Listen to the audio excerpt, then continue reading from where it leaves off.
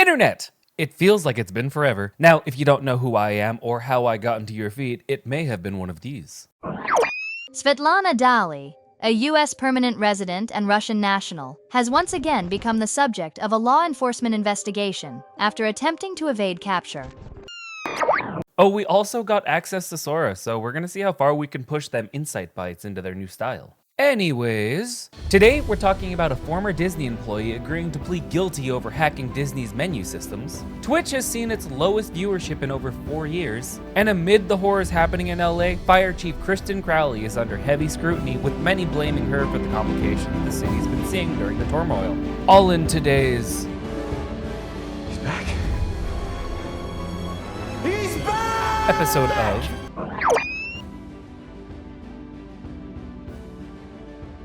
But before we get started, make sure you hit that subscribe button so you never miss an update on what's going on in the world around you. Now, Alice, what's better to start the year than some Disney cheer?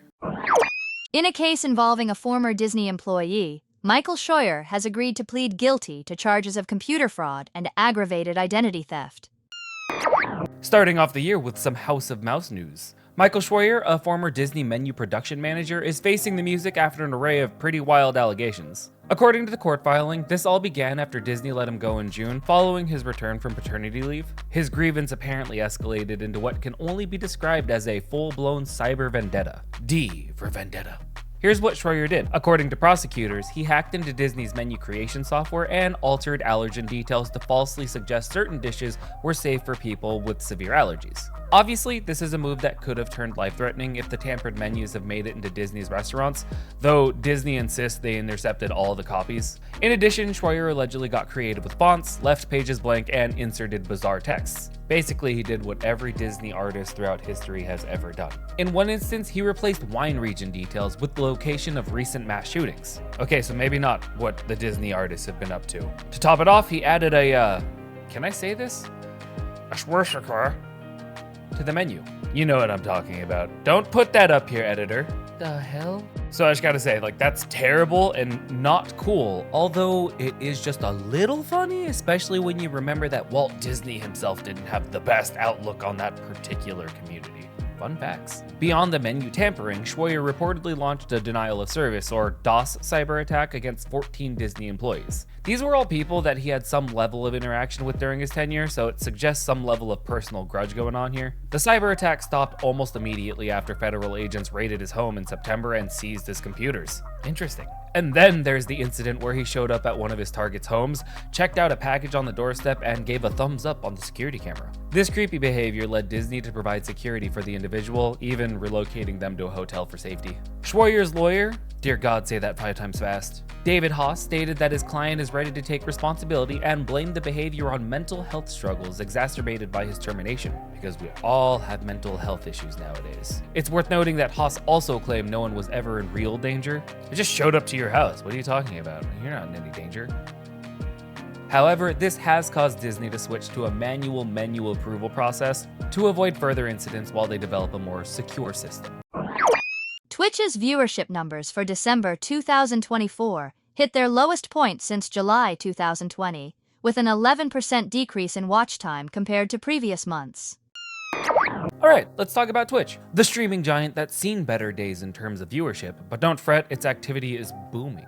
December of 2024 clocked in as the platform's least viewed month in over 4 years. According to stream charts, viewers spent about 1.58 billion hours watching streams, which is a significant 11% dip from earlier months. Still a mind-blowing amount though. Now, the holiday season probably had something to do with it. People were more likely focused on family time and festivities than live streams. But here's the twist. While eyeballs on streams fell, the number of streamers firing up their channels actually went up. More channels were broadcasting simultaneously, and there was a massive spike in category variety. Over 43,200 different categories in December alone, to be exact. For context, that's the highest number of categories since March. And as always, Just Chatting reigned supreme with over 1.5 million views, dominating as Twitch's favorite catch-all category. GTA 5, Path of Exile, and Fortnite also made strong showings with monthly views in the tens of millions. Now, let's get into some standout streamers. If I mispronounce any of these names, sorry.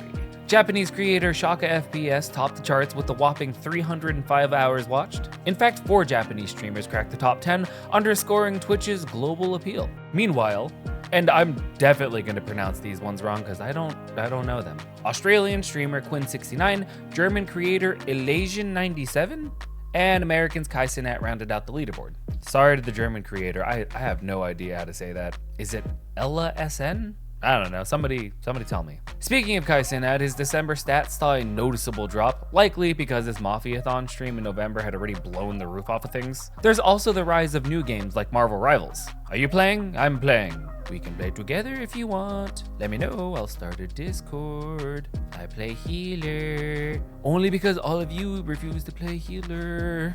It's okay though, are shaking up the platform's dynamics. So while December marked a low point in views, the diversity in content and expanding roster of creators tells a more optimistic story. Basically, the new wave of streamers just kicked it into gear, and they may have less eyeballs to fight over. Kristin Crowley, Los Angeles' first female and openly gay fire chief, is under intense scrutiny amid the city's largest wildfire disaster to date.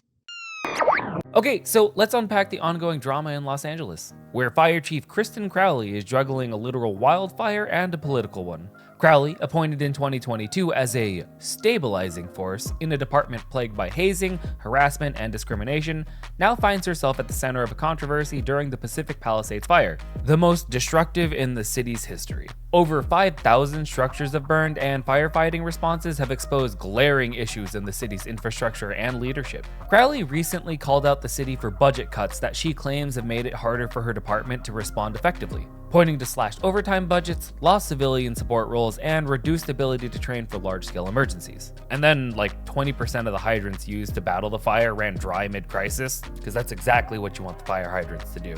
That would actually be on the Los Angeles Department of Water and Power, not necessarily her team, but it's a glaring failure nonetheless. Karen Bass tried to smooth things over, saying that she and Crowley are focused on saving lives and will resolve their differences privately. But the spat has already set off speculations about Crowley's job security, prompting the firefighters union to issue a statement backing her.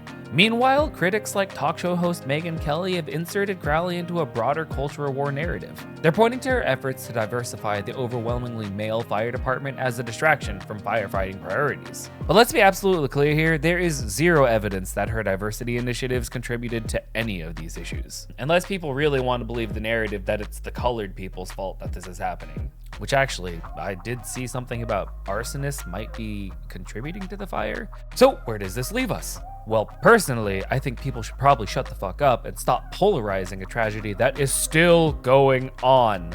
We can bicker about who's to blame after. People's lives and houses are kind of on the line here. I mean, I know several families that are already being evacuated and one person that lost everything. I personally don't think they care who's responsible right now. I think they just want to live. But on that, oh, you know what? I probably shouldn't make jokes about that right now. Anyways, it's so good to be back. I missed all of your faces. Now smash that like button and I'll see you next time. Bye.